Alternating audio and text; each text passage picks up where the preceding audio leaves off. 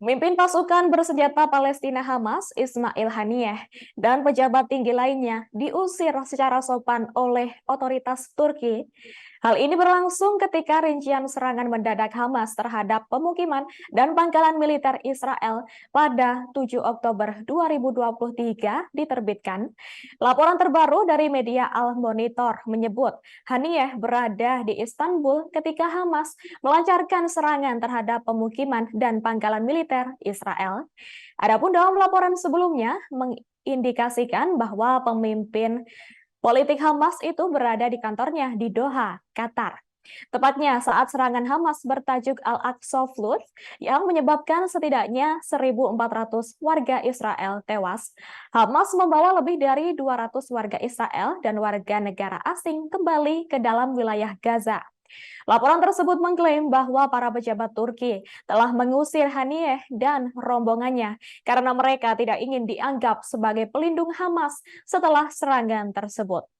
Disebutkan bahwa langkah untuk mengusir Hamas itu cukup mengejutkan.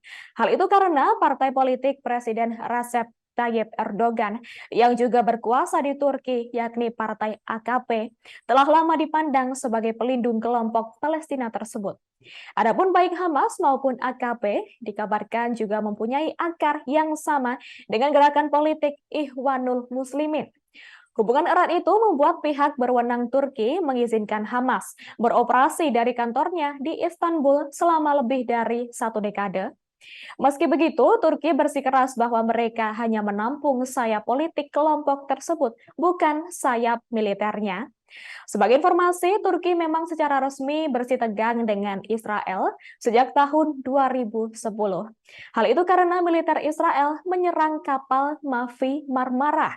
Dikabarkan Mavi Marmara merupakan kapal yang disewa oleh aktivis perdamaian yang berlayar ke Gaza, yakni untuk menembus blokade Israel di daerah kantong yang padat penduduk tersebut pada tahun 2010. Pasukan Israel kemudian menembak 9 aktivis Turki ketika mereka menggerebek kapal tak bersenjata saat mendekati Gaza. Adapun dalam serangan itu, ke-9 aktivis Turki tersebut tewas. Meski diwarnai insiden berdarah, Israel dan Turki tetap bekerja sama secara erat untuk memfasilitasi ekspor minyak Kurdi Irak ke Israel mulai tahun 2014.